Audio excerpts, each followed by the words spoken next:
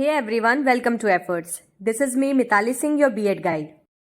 Okay so अभी तक हमने B.Ed सेकेंड सेमेस्टर वालों के 2 पेपर्स पूरे कर लिए हैं, एडू B.Ed 106 और एडू B.Ed 107। अब जो आपका पेपर कोड है एडू B.Ed 108 वो आपका प्रैक्टिकल सब्जेक्ट है, उसमें आपके सिर्फ प्रैक्टिकल्स होने हैं। अगला जो आपका थ्योरी वाला पेपर आता है वो है एडू B.Ed 109, जिसमें कि आपके 2 पार्ट्स हैं, जिसमें से आपको कोई एक ही चूज करना है, यानी कि आप किसी एक का ही पेपर देंगे। तो आपका ये जो पेपर है एडू B.Ed 109, इसका ए पार्ट है फंडामेंटल्स ऑफ इंक्लूसिव एजुकेशन और एडू B.Ed 109 का बी पार्ट है fundamentals of guidance and counselling. तो या तो आप लोग 109 के ए वाले का पेपर देंगे या फिर बी वाले का पेपर देंगे। तो ये आपको चूज करके अपने कॉलेज में पहले से ही बताना होगा।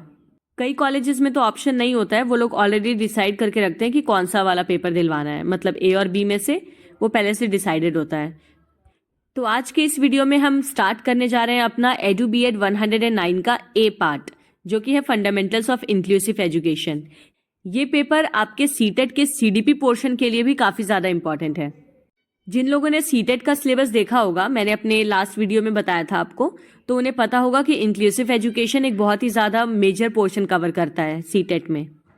सो आज हम पढ़ेंगे इसका यूनिट 1, जिसका नाम है इंट्रोडक्शन टू इंक्लूजन, समावेशन का परिचय। ये यूनिट काफी ज्यादा लंबा है, इसमें बहुत सारे टॉपिक्स हैं और सारे टॉपिक्स बहुत इंपॉर्टेंट हैं। सबसे पहले तो है definition, scope, importance and aims of inclusive education. समावेशी शिक्षा की परिभाषा, उसका दायरा, महत्व और उसके उद्देश्य। Concept of handicap, impaired and disability, बाधिता, दिव्यांगता और विकलांगता की अवधारणा, तीनों में क्या डिफरेंसेस हैं। Growth and development of special education in India and abroad, भारत और विदेश में विशेष शिक्षा की वृद्धि और विकास। Concept and significance of early identification, प्रारंभिक पहचान की अवधारणा और इसका महत्व। Concept and significance of least restrictive environment, न्यूनतम प्रतिबंधात्मक पर्यावरण की अवधारणा और महत्व। Concept and significance of educational intervention, शैक्षिक हस्तक्षेप की अवधारणा और महत्व। Concept and significance of techniques of main streaming, मुख्य धारा की तकनीकों की अवधारणा और महत्व। Concept and significance of techniques of remedial teaching, उपचारात्मक शिक्षण की तकनीकों की अवधारणा और उनका महत्व।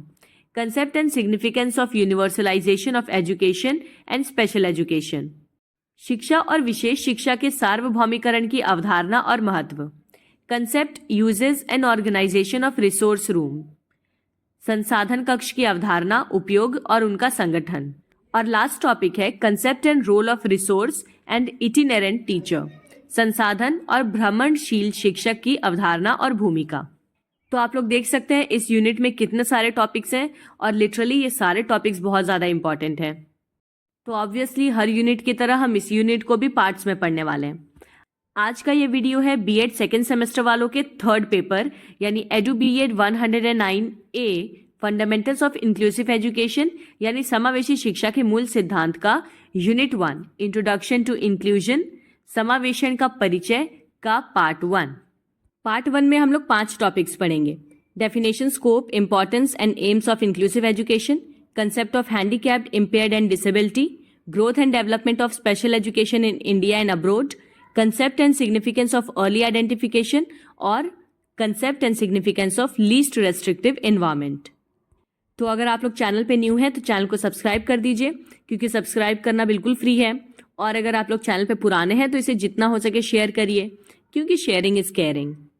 तो चलिए अब वीडियो को स्टार्ट करते हैं हम बिना टाइम वेस्ट किए।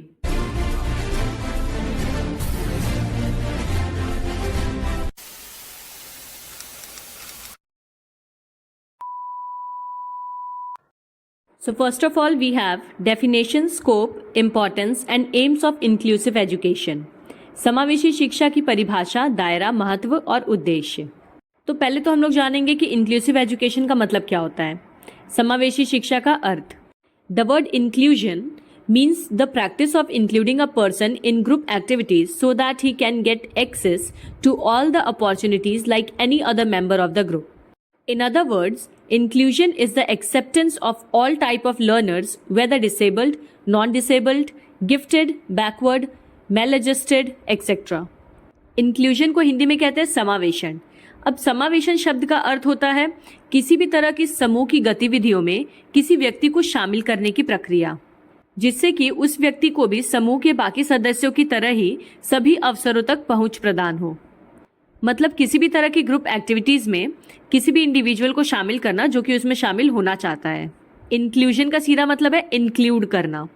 दूसरे शब्दों में कहा जाए तो समावेशन सभी प्रकार के शिक्षार्थियों की स्वीकृति है, चाहे वे विकलांग हो, गैर विकलांग हो, प्रतिभाशाली हो, पिछड़ा हुआ वर्ग हो या फिर कुसमायोजित हो।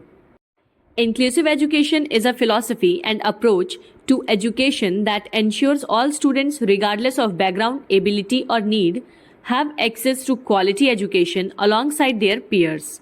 It's not just about placing students with disabilities in regular classrooms, but about creating a flexible and supportive learning environment that caters to the diverse needs of all learners.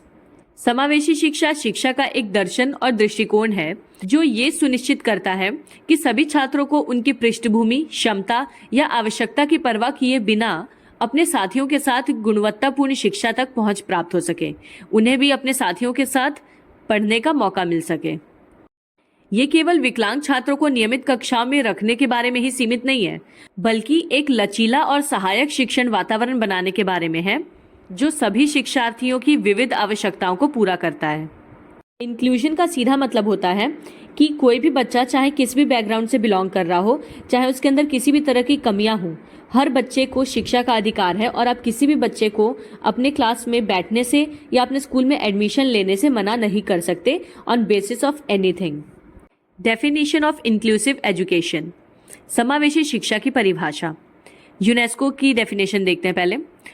UNESCO defines inclusive education as addressing the diverse needs of all learners, reducing exclusion, and ensuring access, presence, participation, and success in education for all.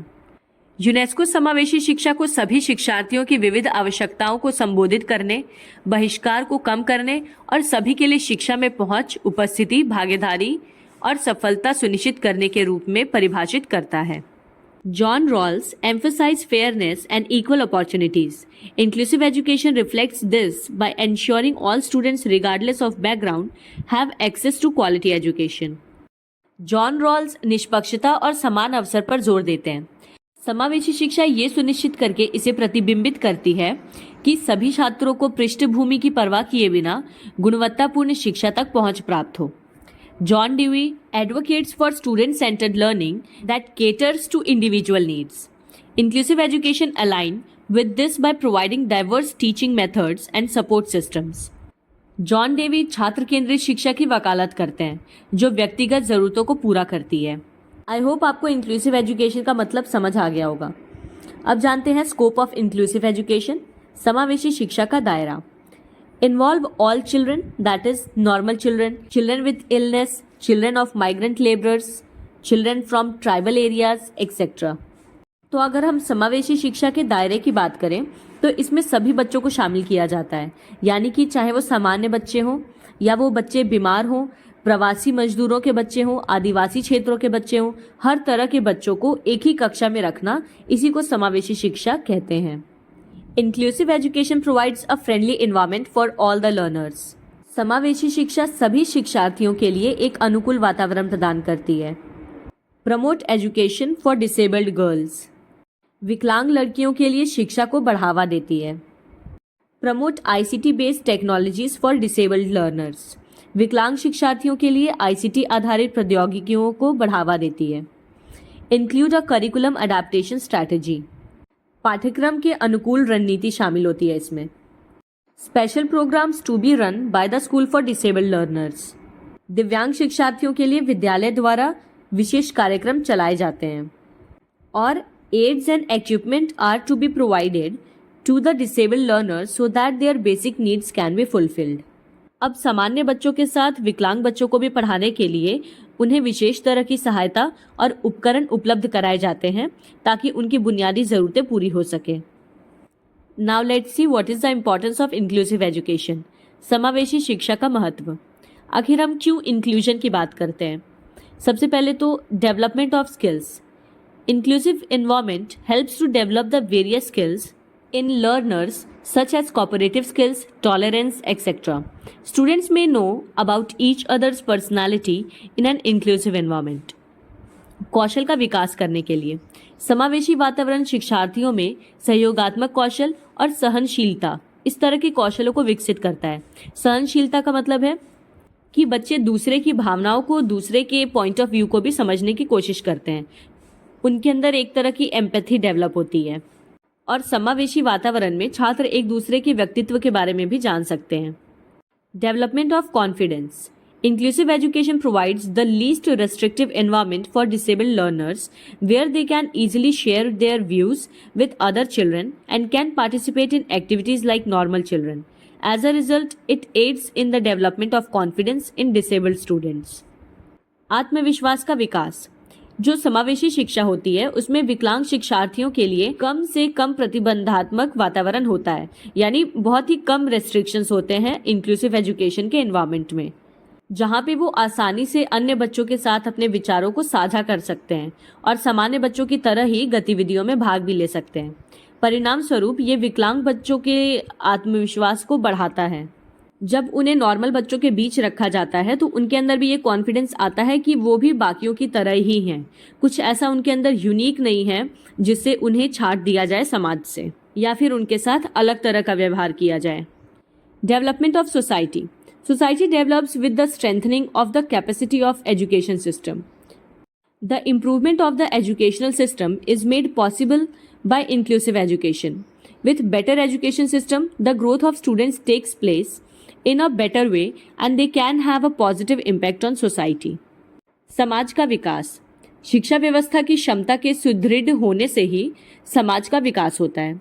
तो समावेशी शिक्षा से शिक्षा व्यवस्था में सुधार संभव हो पाता है। बेहतर शिक्षा प्रणाली से छात्रों का विकास बेहतर तरीके से होता है और वो समाज पर सकारात्मक प्रभाव डालते हैं।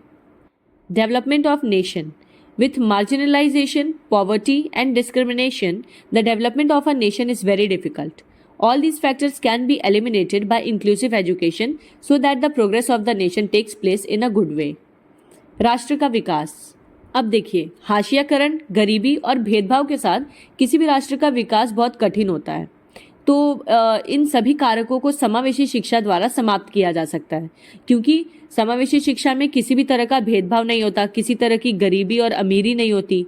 तो समावेशी शिक्षा इन सब नकारात्मक चीज़ों को हटा देती है, जिससे कि राष्ट्र की प्रगति अच्छी तरीके से हो पाती है। Development of self concept. Inclusive education helps to develop the self concept in the learners. With the development of self concept, learners can easily understand themselves. They can know about their strengths and weaknesses. स्वयं की अवधारणा का विकास। समावेशी शिक्षा शिक्षार्थियों में स्वयं की अवधारणा को विकसित करने में मदद करती है। आत्म अवधारणा के विकास से शिक्षार्थी स्वयं को आसानी से समझ पाते हैं और वे अपनी ताकत और कमजोरियों के बारे में भी जान पाते हैं। Universalisation of education. Inclusive education is needed to achieve the universalisation of education. According to Sarva Shiksha Abhiyan SSA, universalization of education cannot be achieved without the inclusion. पहले तो ये जानिए कि यूनिवर्सलाइजेशन या फिर शिक्षा का सार्वभौमिकीकरण का क्या मतलब है। इसका मतलब होता है हर किसी के पास एजुकेशन पहुंचाना। तो शिक्षा के सार्वभौमिकीकरण को प्राप्त करने के लिए समावेशी शिक्षा की आवश्यकता है। सर्व शिक्षा अभियान यानी SSA के अनुसार समावेशन के बिना शिक्षा का सार्वभौमिकरण हासिल नहीं किया जा सकता। नेक्स्ट टॉपिक है एम्स ऑफ इंक्लूसिव एजुकेशन। समावेशी शिक्षा का उद्देश्य। पहला एम तो है इसका to develop democratic thinking in young students and make democratisation of education a vital goal of NPE 1992 possible. युवा छात्रों में लोकतांत्रिक सोच को विकसित करना और शिक्षा के लोकतांत्रिकरण, जो कि NEP 1992 का एक महत्वपूर्ण लक्ष्य था, उसको संभव बनाना. To provide educational opportunities to all students irrespective of their backgrounds and capabilities. सभी छात्रों को उनकी पृष्ठभूमि और क्षमताओं की परवाह के बिना शैक्षिक अवसर प्रदान करना. To provide appropriate vocational services to students with disabilities and direct them to careers suited for them. विकलांग छात्रों को उचित व्यावसायिक सेवाएं प्रदान करना और उन्हें उनके लिए उपयुक्त करियर की ओर निर्देशित करना. मतलब अगर वो विकलांग हैं तो उनके लिए किस तरह का करियर सूटेबल हो सकता है, उसके तरफ उन्हें दिशा निर्देश देना. Help teachers in identifying the strengths and weakness of the students and provide appropriate assistance wherever and whenever required. शिक्षकों को छात्रों की ताकत और कमजोरियों की पहचान करने में मदद करता है और जहां भी हो सके और जब भी हो सके उन्हें जो भी आवश्यकता हो उसमें उचित सहायता प्रदान करने में मदद करता है. Making use of specialised instructors, medical experts, therapist, support agents and various experts in the process of education. शिक्षा की प्रक्रिया में विशिष्ट प्रशिक्षक, चिकित्सा विशेषज्ञ, सहायक विशेषज्ञ और विभिन्न विशेषज्ञों का उपयोग करना ये इसका उद्देश्य है. To encourage students with disabilities to take up leadership roles and responsibilities, making them more independent and less reliant on others' help. जो दिव्यांग बच्चे हैं या जो स्पेशल चाइल्ड हैं उनको नेतृत्व की भूमिकाएं और जिम्मेदारियां लेने के लिए प्रोत्साहित करना, उसके योग्य बनाना और उन्हें अधिक स्वतंत्र बनाना जिससे कि वो दूसरों के ऊपर कम आश्रित हो सकें. Remove barriers to participation and learning. भागीदारी और सीखने में आने वाली बाधाओं को दूर करना. Provide individualised support and diverse teaching methods. व्यक्तिगत सहायता और विविध शिक्षण विधियां प्रदान करना. Foster a collaborative and positive learning environment. सहयोगात्मक और सकारात्मक शिक्षण वातावरण को बढ़ावा देना. Prepare students for success in globalised world. वैश्विक दुनिया में सफलता के लिए छात्रों को तैयार करना. सो आई होप आपको इंक्लूसिव एजुकेशन अच्छे से समझ आया होगा और इसे अच्छे से समझना भी ज़रूरी है क्योंकि सीटेट का ये बहुत ही इंपॉर्टेंट पोर्शन कवर करता है. तो अब हमारा नेक्स्ट टॉपिक है concept of handicap, impaired and disability, यानी बाधिता, दिव्यांगता और विकलांगता की अवधारणा. The terms handicapped, impaired and disability are often used interchangeably but they have distinct meanings that describe different aspects of a person situation. बाधिता, दिव्यांगता और विकलांगता ये सारे शब्द अक्सर एक दूसरे के स्थान पर उपयोग किए जाते हैं लेकिन उनके अलग अलग अर्थ होते हैं जो कि किसी व्यक्ति की स्थिति के विभिन्न पहलुओं को वर्णित करते हैं. सबसे पहले जानेंगे impairment. This refers to a loss और abnormality of a body part, function और mental process. It's a medical और biological term that focuses on the issue itself. For example, someone with hearing loss has an impairment in their auditory system. Impairment यानी कि दिव्यांगता, ये शरीर के किसी अंग, कार्य या मानसिक प्रक्रिया की हानि या असमानता को संदर्भित करता है. ये एक चिकित्सीय या फिर कह लीजिए जैविक शब्द है जो कि सीधा मुद्दे पर केंद्रित है. इम्पेयरमेंट का मतलब होता है जब किसी के शरीर का कोई भी हिस्सा एबनॉर्मल हो, सही तरह से फंक्शन ना कर रहा हो या फिर खराब हो. तो ये बेसिकली मेडिकल से रिलेटेड होता है. जैसे कि मान लीजिए अगर किसी के सुनने की शक्ति खत्म हो जा रही है, मतलब अब उसे सुनाई नहीं दे रहा है अपने कानों से, तो इसे हम हियरिंग इम्पेयरमेंट कहेंगे. किसी के भी बॉडी पार्ट्स में कोई डिफेक्ट आ रहा है तो ये इम्पेयरमेंट होता है. इम्पेयरमेंट की कैरेक्टरिस्टिक्स क्या है?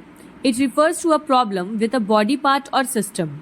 सबसे बेसिक बात तो ये कि ये शरीर के किसी अंग या फिर प्रणाली की समस्या को संदर्भित करता है.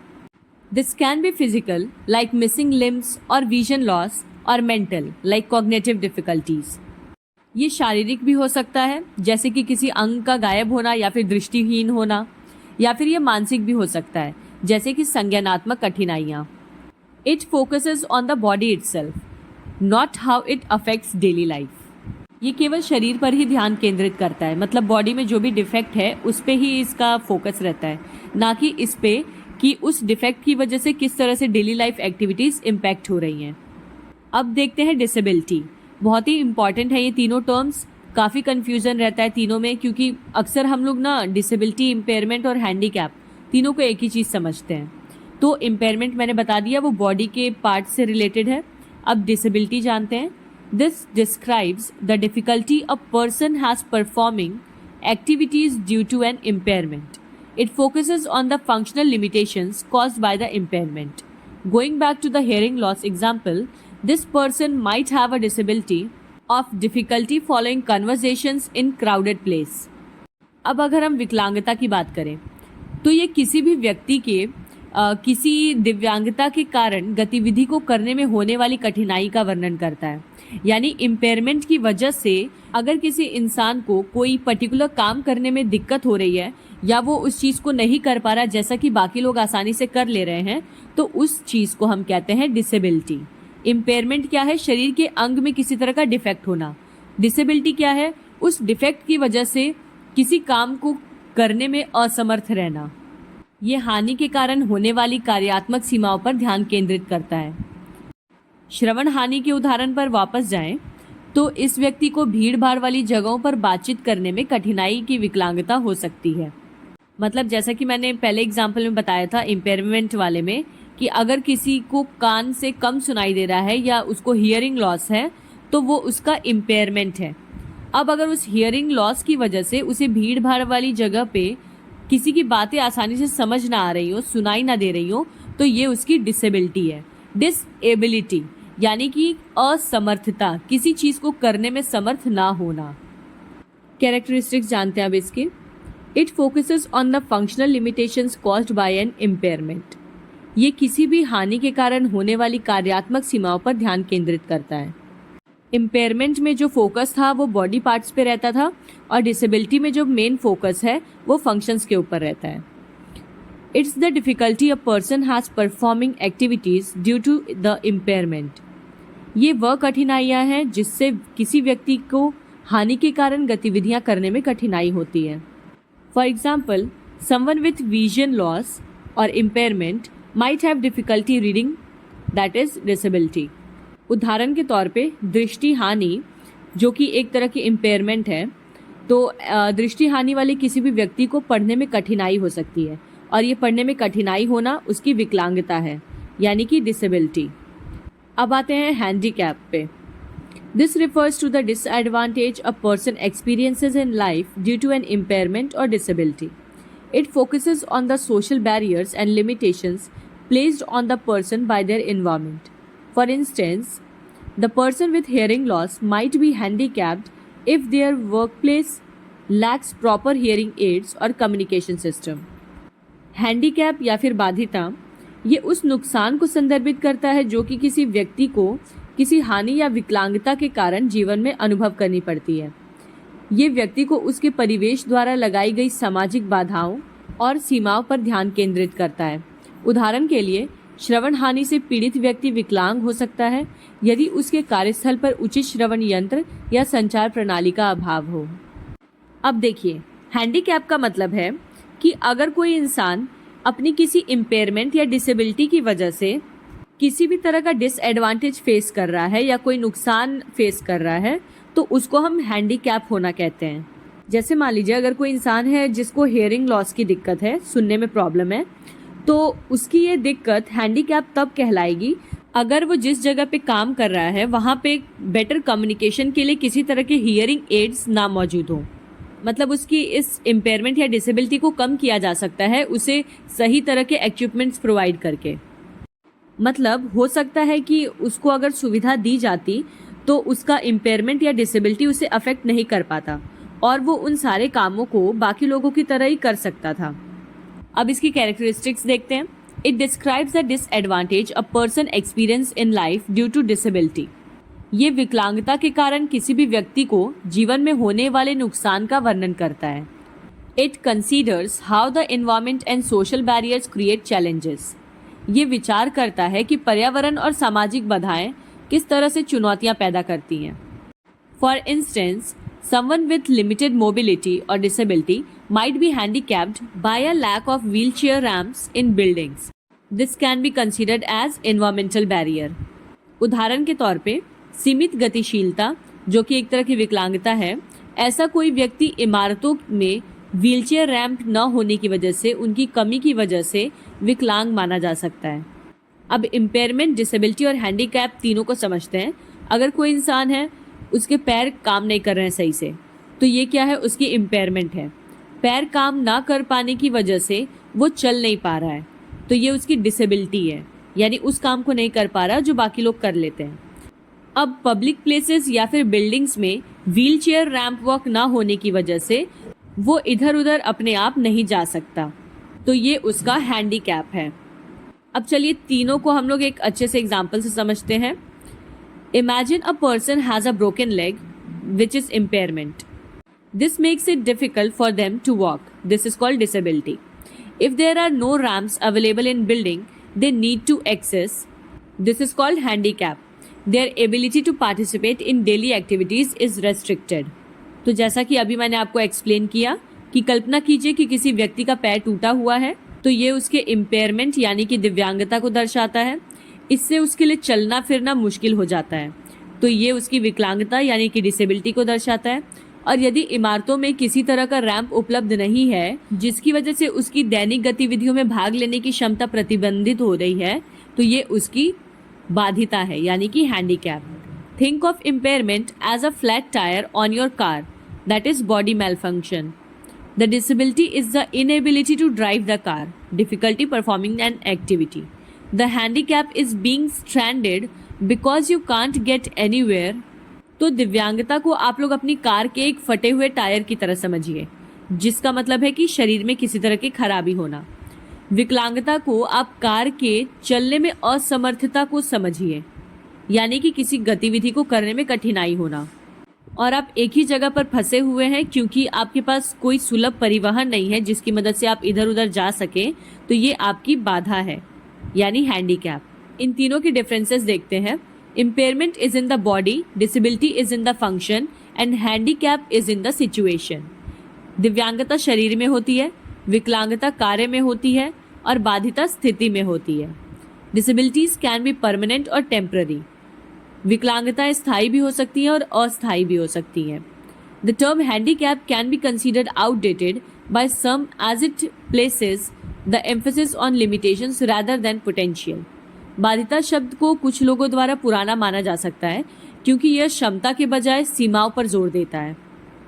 Many handicaps can be reduced or eliminated with proper accommodations like ramps और sign language interpreters.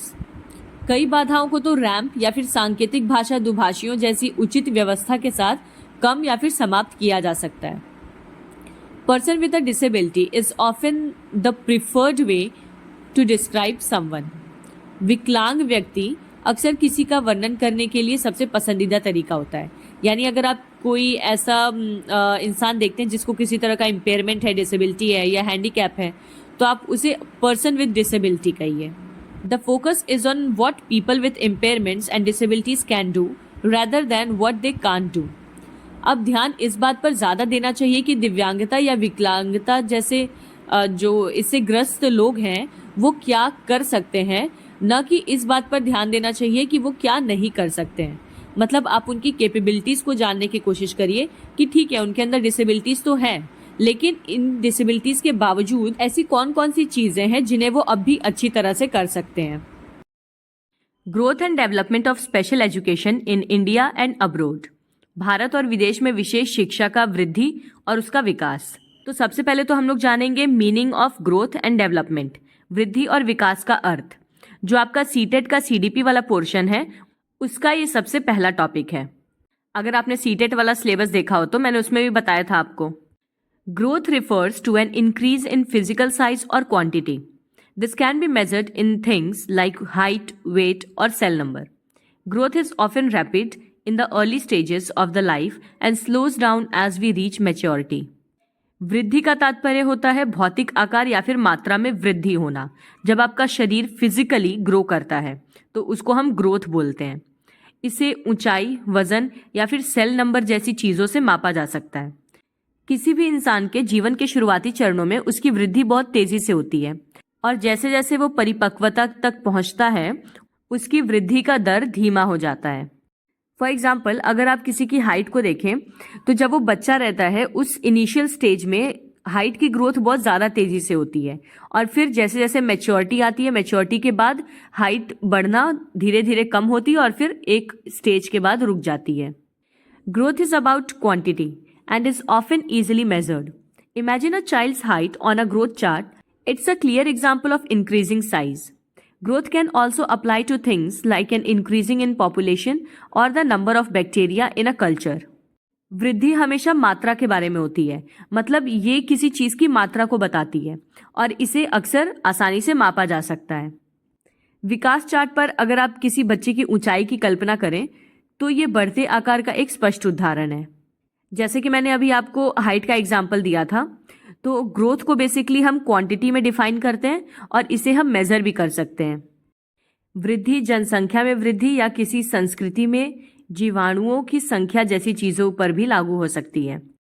अब अगर हम बात करें डेवलपमेंट की, तो development refers to the overall maturation of an organism encompassing physical, cognitive, social, and emotional changes.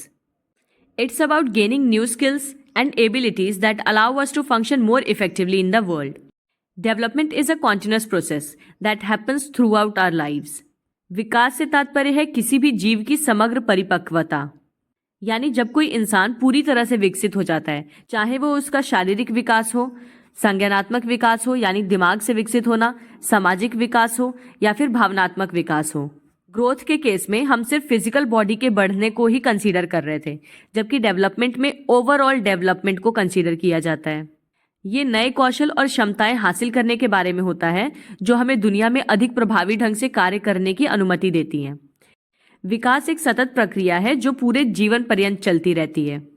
जैसे कि वृद्धि के केस में क्या था कि ग्रोथ एक टाइम के बाद रुक जाती है, यानी मैच्योरिटी के बाद वो रुक जाती है, जबकि डेवलपमेंट वो लाइफ टाइम चलती रहती है, मतलब starting from womb to tomb. Development is about quality and is a broader concept. It encompasses how skills and abilities become more advanced. This could be a child learning to walk and talk, or an adult developing their problem-solving skills.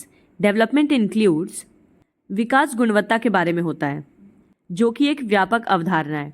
इसमें शामिल है कि कैसे कौशल और क्षमताएं अधिक उन्नत हो जाती हैं. ये एक बच्चा हो सकता है जो कि चलना या फिर बात करना सीख रहा हो, या फिर कोई वयस्क यानी बड़ा आदमी हो सकता है जो कि समस्या समाधान जैसे कौशल विकसित कर रहा हो. तो विकास मतलब किसी भी चीज का विकास हो सकता है. आइए देखते हैं इसमें क्या क्या चीजें शामिल हैं. फिजिकल डेवलपमेंट यानी शारीरिक विकास, जैसे कि height, size of head, muscles growth यानी कि ऊंचाई हो गया, सिर का आकार हो गया, मांसपेशियों की वृद्धि हो गई. फिर है कॉग्निटिव डेवलपमेंट यानी कि संज्ञानात्मक विकास, जैसे कि learning, memory and thinking skills यानी सीखना, स्मृति और सोच कौशल. फिर है social development, interaction and communication with others, सामाजिक विकास जैसे कि दूसरों के साथ बातचीत करना या फिर संचार की प्रक्रिया को बढ़ाना. और इमोशनल डेवलपमेंट जैसे कि अंडरस्टैंडिंग एंड मैनेजिंग इमोशंस, भावनात्मक विकास यानी कि भावनाओं को समझना और प्रतिबंधित करना. मीनिंग ऑफ स्पेशल एजुकेशन, विशेष शिक्षा का अर्थ. Special education refers to educational services designed to meet the individual needs of students with disabilities. It's not a one-size-fits-all approach, but rather a system of supports and instruction tailored to each student's unique situation. Special education यानी विशेष शिक्षा का क्या अर्थ होता है? विशेष शिक्षा से तात्पर्य है विकलांग छात्रों की व्यक्तिगत आवश्यकताओं को पूरा करने के लिए डिजाइन की गई शैक्षिक सेवाएं, मतलब स्पेशल बच्चों के लिए बनाई गई स्पेशल एजुकेशनल सर्विसेज, जो कि उन्हें बाकी बच्चों की तरह ही पढ़ने और सीखने में मदद करेंगी. ये एक ही आकार में सभी तरह की चीजें फिट होने वाला दृष्टिकोण नहीं है, बल्कि प्रत्येक छात्र की अनूठी स्थिति के अनुरूप समर्थन और निर्देश की प्रणाली है, यानी जिसकी जैसी डिसेबिलिटी है उसके लिए उस तरह की सर्विस है. इसी को स्पेशल एजुकेशन कहते हैं. Now let's see features of special education. विशेष शिक्षा की विशेषताएं. Individualised. Special education services are based on an individualised education programme IEP, a plan outlining a student's specific needs and how they will be addressed at school.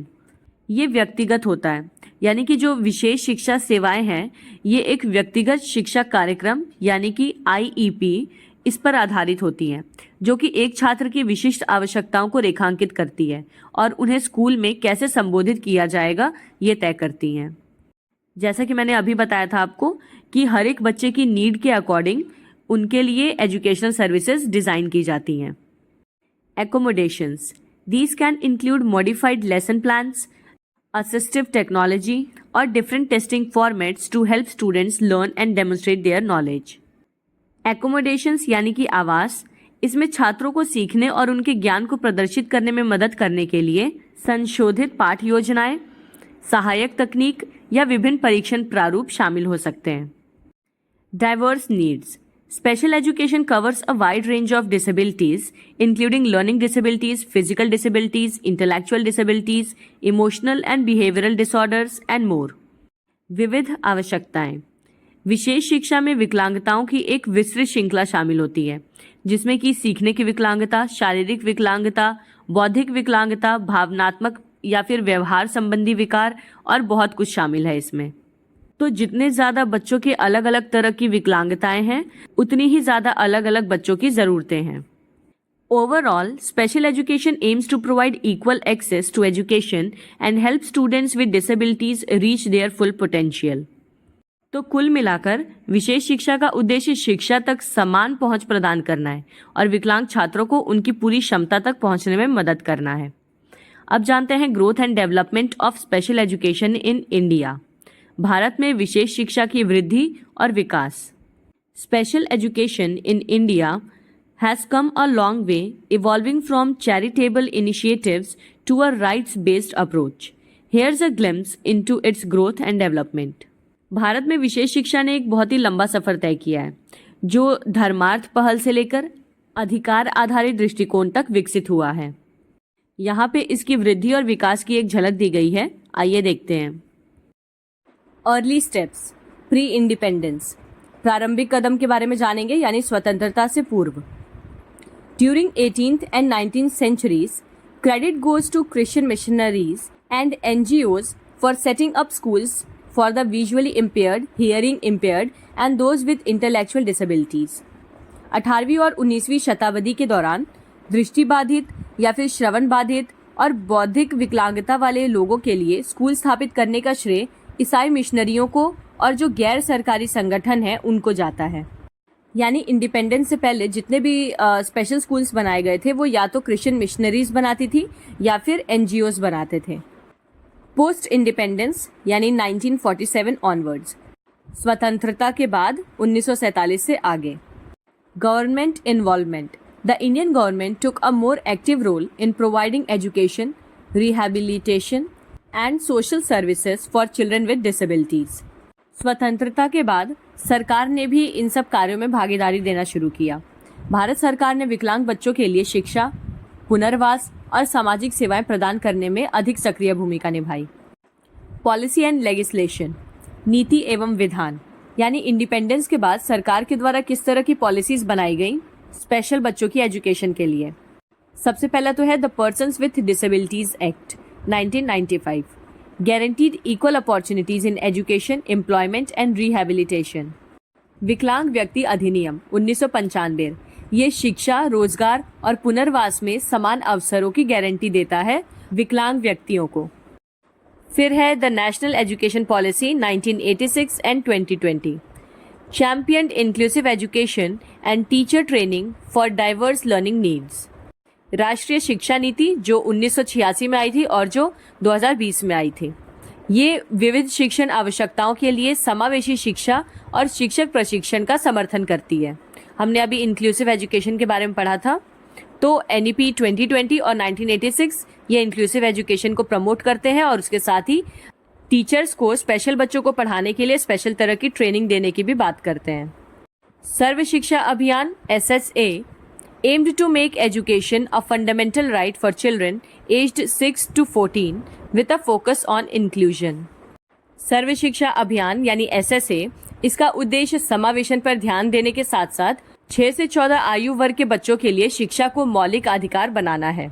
मतलब सर्व शिक्षा अभियान का M है कि जितने भी बच्चे 6 साल से 14 साल की उम्र के हैं उन सबके लिए शिक्षा को उनका मौलिक अधिकार बनाया जाए, जिसमें बिना उनको किसी भी डिस्क्रिमिनेशन के 6 से 14 वर्ष की आयु तक मुफ्त शिक्षा मिले। बेसिकली सर्व शिक्षा अभियान का एम होता है free and compulsory education for the children of age groups 6 to 14, अब चाहे वो नॉर्मल बच्चे हों या फिर स्पेशल बच्चे हों। तो ये तो था इंडिपेंडेंस के बाद का। अब रिसेंट डेवलपमेंट्स जानते हैं, यानी नव गतिविधि। Shift towards inclusion, the emphasis is on integrating children with disabilities into main stream schools. समावेशन की ओर बदलाव, विकलांग बच्चों को मुख्य धारा के स्कूलों यानी जो नॉर्मल बच्चों के स्कूल्स हैं उसमें एकीकृत करने पर जोर दिया जा रहा है। मतलब उन्हें किसी अलग या स्पेशल स्कूल में पढ़ाने की बजाय नॉर्मल बच्चों के साथ ही पढ़ाया जाए, जिससे कि वो भी इंक्लूसिव फील कर सकें। उन्हें ऐसा महसूस ना हो कि उन्हें समाज से छाट दिया गया है।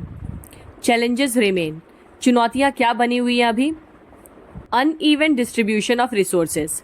Special schools are concentrated in urban areas, leaving rural children behind. संसाधनों का असमान वितरण। जो विशेष तरह के विद्यालय होते हैं वो ज़्यादातर शहरी क्षेत्रों में ही केंद्रित होते हैं, जिससे कि जो ग्रामीण बच्चे हैं, अगर कोई बच्चा जो डिसेबल्ड है और वो गांव में रह रहा है, इस तरह के बच्चे को एजुकेशन नहीं मिल पाती है।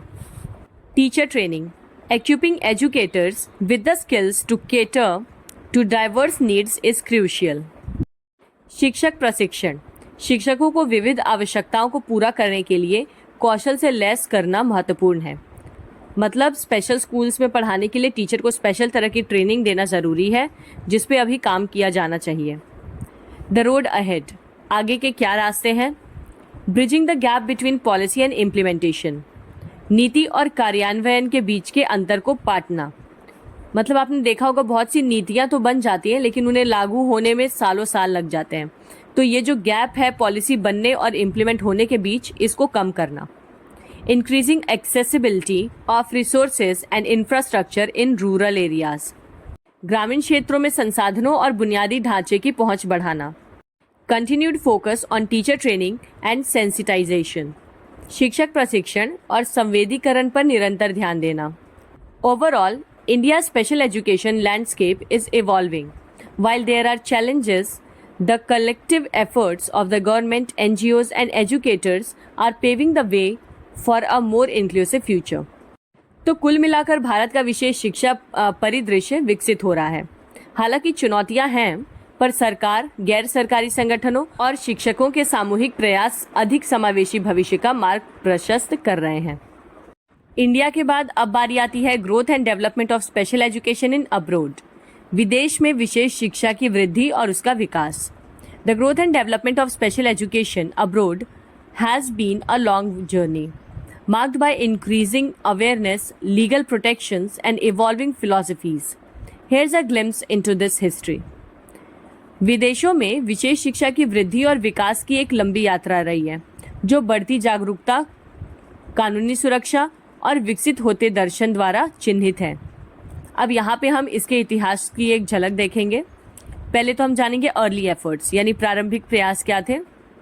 Traces of special education can be seen as far back as the 14th century with efforts to educate people with disabilities.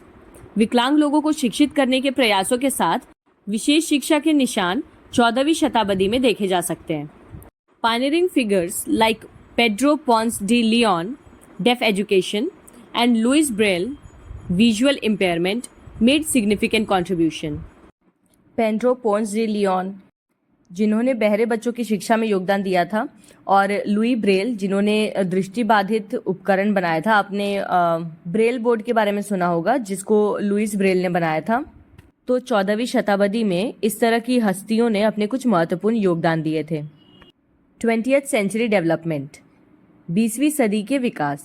The 20th century was a surge in advocacy for the rights of people with disabilities. 20वीं सदी में विकलांग लोगों के अधिकारों की वकालत में वृद्धि देखी गई।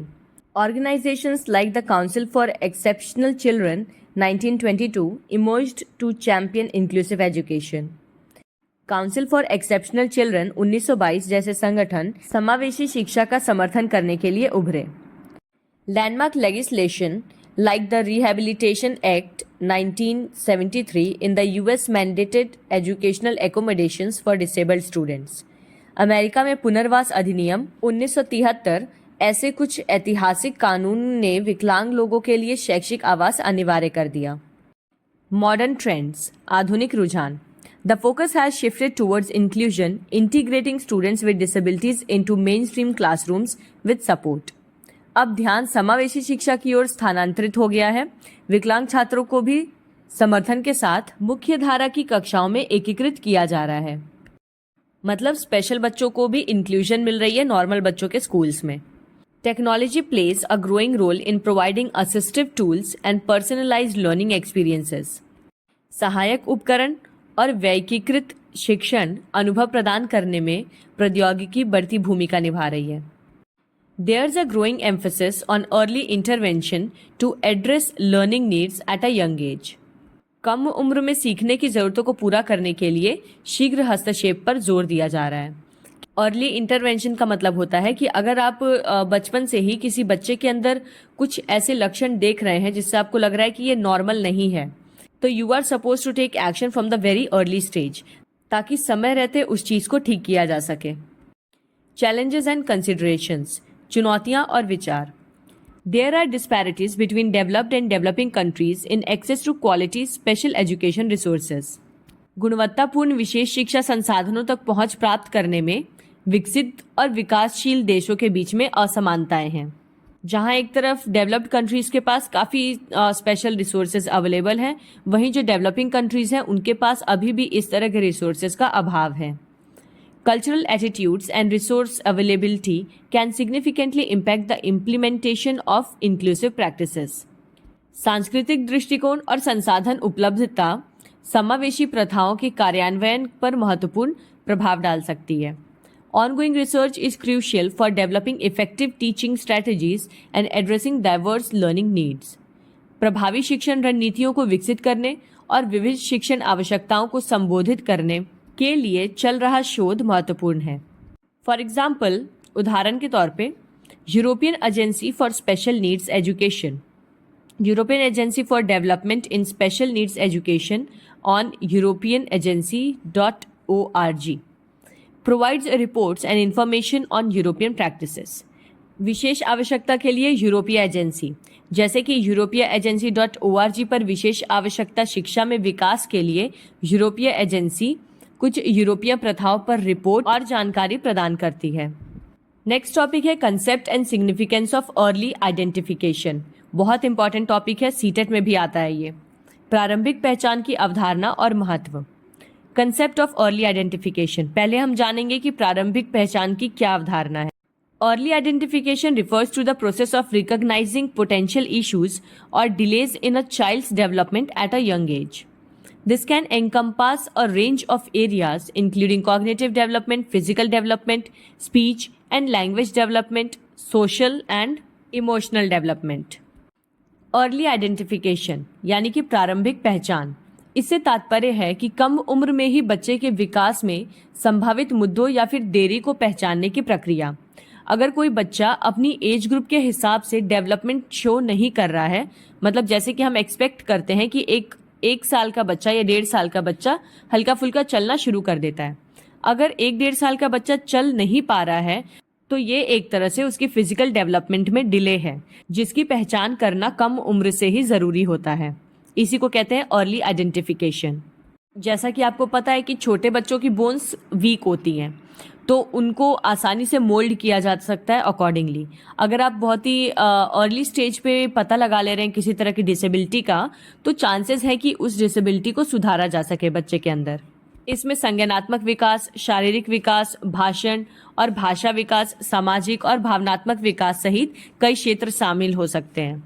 मतलब किसी भी फील्ड में बच्चे के डेवलपमेंट में देरी हो रही है तो उसका जल्द ही पता लगाना जरूरी है. Early identification is a collaborative effort that often involves parents, educators, and healthcare professionals working together.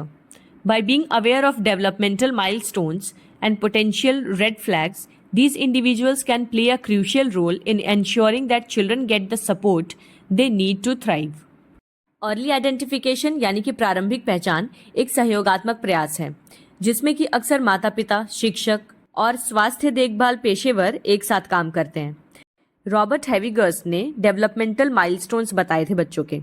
Developmental milestone का मतलब होता है वो सभी काम जो हम किसी एक पर्टिकुलर एज ग्रुप के बच्चे से एक्सपेक्ट करते हैं कि इतनी उम्र तक के बच्चों को ये चीजें कर लेनी चाहिए.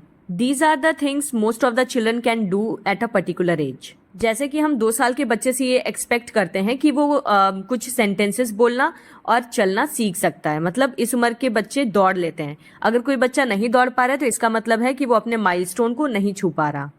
तो बच्चों के डेवलपमेंटल माइलस्टोन से अवगत होकर ये सुनिश्चित किया जा सकता है कि बच्चे सही तरह से ग्रो कर रहे हैं या नहीं। सिग्निफिकेंस ऑफ अर्ली आइडेंटिफिकेशन, शीघ्र पहचान का महत्व। Early intervention, it paves the way for early intervention which can significantly improve a child's long-term outcomes. The brain is most receptive to intervention in the early years. So providing support early, one can make a big difference. Early intervention यानी शीघ्र हस्तक्षेप। देखिए, early intervention का मतलब होता है शीघ्र हस्तक्षेप और अर्ली आइडेंटिफिकेशन का मतलब होता है शीघ्र पहचान। हस्तक्षेप से मतलब है कि अगर आपको एक बार पता चल गया कि बच्चे में इस तरह के डिफेक्ट्स हैं तो आप उसको अर्ली स्टेज पे ही क्योर कर सकते हैं। तो अर्ली इंटरवेंशन ये शीघ्र हस्तक्षेप के मार्ग प्रशस्त करता है, जिससे बच्चे के दीर्घकालिक परिणामों में उल्लेखनीय सुधार हो सकता है। क्योंकि शुरुआती वर्षों में बच्चों का मस्तिष्क हस्तक्षेप के प्रति सबसे अधिक ग्रहणशील होता है, मतलब किसी भी तरह के चेंजेस को वो अपने बॉडी में ज्यादा जल्दी एक्सेप्ट कर लेगा। इसलिए बच्चों को शुरुआती सालों में ही सहायता प्रदान करने से बड़ा अंतर पड़ सकता है।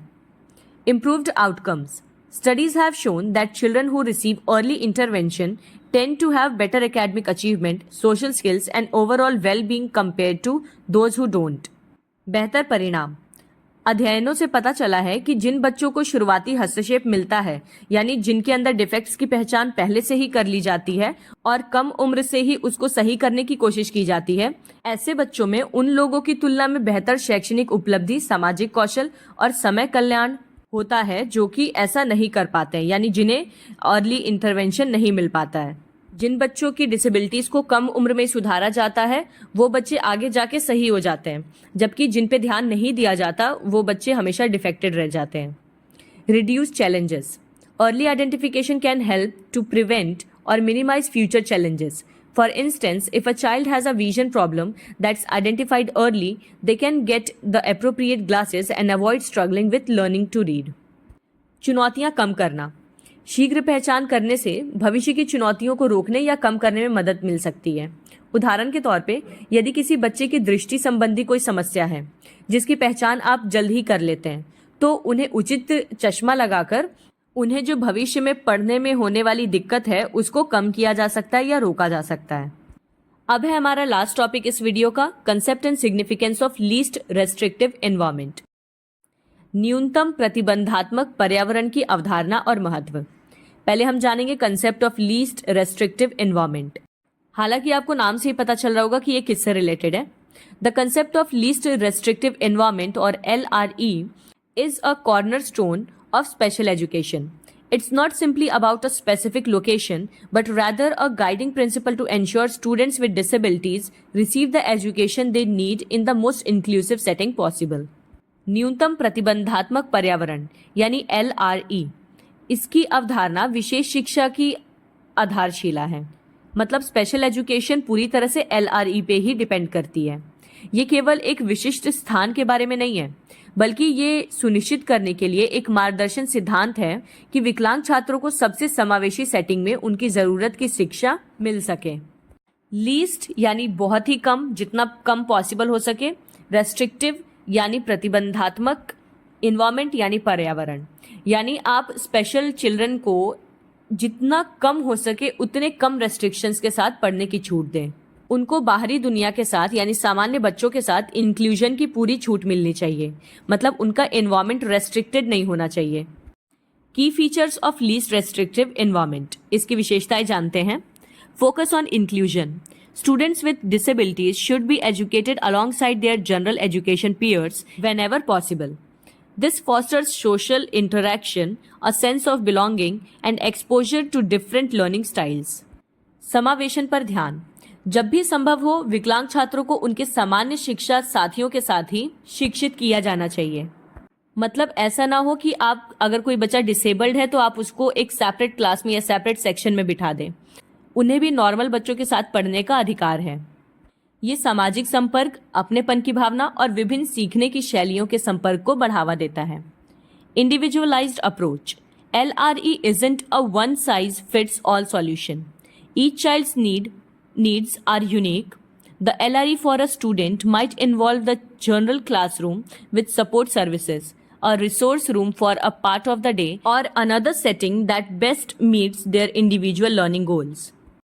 व्यक्तिकृत दृष्टिकोण, जो LRE है, वो सभी के लिए एक ही आकार में फिट होने वाला समाधान नहीं है।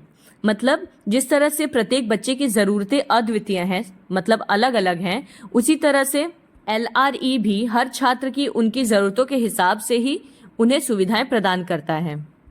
एक छात्र के लिए LRE में सहायक सेवाओं के साथ सामान्य कक्षा, दिन के हिस्से के लिए एक संसाधन कक्ष या कोई अन्य सेटिंग शामिल हो सकती है, जो कि उनके व्यक्तिगत सीखने के लक्ष्यों को सर्वोत्तम रूप से पूरा करती है। The LRE can be a dynamic concept. A student's placement might change over time as their needs evolve. LRE एक गतिशील अवधारणा हो सकती है। किसी भी छात्र की ज़रूरतें बढ़ने के साथ साथ उसका प्लेसमेंट समय भी बदल सकता है। मतलब बच्चे के चेंजेस के हिसाब से आपको अपने रिसोर्सेज भी चेंज करने होंगे। Significance of least restrictive environment, न्यूनतम प्रतिबंधात्मक पर्यावरण का महत्व। Improved learning outcomes, studies show that students with disabilities tend to thrive in inclusive environments. They benefit from peer interaction, positive role models, and the opportunity to learn from each other. सीखने के बेहतर परिणाम, अध्ययनों से पता चला है कि विकलांग छात्र समावेशी वातावरण में आगे बढ़ते हैं, मतलब ज़्यादा अच्छी तरह से पढ़ पाते हैं। उन्हें साथियों के साथ बातचीत, सकारात्मक रोल मॉडल और एक दूसरे से सीखने के अवसर से लाभ होता है। Social development and self esteem, being part of the general classroom setting allows students with disabilities to develop social skills, build friendships, and feel like valued members of the school community. This can significantly boost their self-esteem and confidence. सामाजिक विकास और आत्मसम्मान, सामान्य कक्षा setting का हिस्सा होने से विकलांग छात्रों को सामाजिक कौशल विकसित करने, दोस्ती बनाने और स्कूल समुदाय के मूल्यवान सदस्यों की तरह महसूस करने की अनुमति मिलती है। देखिए, अब अगर कोई छोटा बच्चा है और उसके अंदर कोई डिसेबिलिटी है, तो वो इस बात को नहीं समझता कि वो लोगों से अलग है। उसको बस ये चीज़ फील होती है कि क्यों बाकी ये चीज़ें कर पा रहे हैं, मैं इस काम को नहीं कर पा रहा। तो हमें बस उसके अंदर की ये जो सोच है, इसी को बदलना है। हमें उसे बताना है कि तुम्हारे अंदर डिसेबिलिटी है, कोई डिफेक्ट है, उसके बावजूद तुम काबिल हो वो सब करने के जो बाकी बच्चे कर सकते हैं। हमें बच्चे को ये महसूस नहीं होने देना है कि जैसे मानो उसने डिसेबिलिटी के साथ पैदा होकर कोई पाप कर दिया हो। तो ऐसा करने से उनके आत्मसम्मान और आत्मविश्वास में उल्लेखनीय वृद्धि हो सकती है। Preparation for life, the LRE approach help students with disabilities develop the skills they need to be successful outside of school. They learn to navigate social situations, collaborate with others and advocate for themselves. जीवन के लिए तैयारी, LRE दृष्टिकोण विकलांग छात्रों को school के बाहर सफल होने के लिए आवश्यक कौशल विकसित करने में मदद करता है। वे सामाजिक परिस्थितियों से निपटना, दूसरों के साथ सहयोग करना और अपने लिए वकालत करना सीख पाते हैं। The IEP, that is Individualized Education Program, should address the LRE placement for each student with a disability. LRE is a powerful tool for ensuring inclusive education and promoting the success of all students. It's about providing the right support and environment so that every child can reach their full potential. IEP यानी व्यक्तिगत शिक्षा कार्यक्रम, individualised education programme, ये इसको प्रत्येक विकलांग छात्र के लिए LRE प्लेसमेंट को संबोधित करना चाहिए। LRE समावेशी शिक्षा सुनिश्चित करने और सभी छात्रों की सफलता को बढ़ावा देने के लिए एक शक्तिशाली उपकरण है। ये सही सहायता और वातावरण प्रदान करने के बारे में है ताकि प्रत्येक बच्चा अपनी पूरी क्षमता तक पहुंच सके। So that is it. I hope कि आपको टॉपिक अच्छे से समझ आया होगा। सो प्लीज़ चैनल को सब्सक्राइब कर दीजिए और इसे अपने दोस्तों के साथ भी शेयर करिए। And yes, don't forget to give your feedback in the comment section, because आपके कमेंट्स बहुत ज़्यादा मोटिवेट करते हैं मुझे। तो मिलते हैं अब अगले वीडियो में। Till then, take care and bye bye.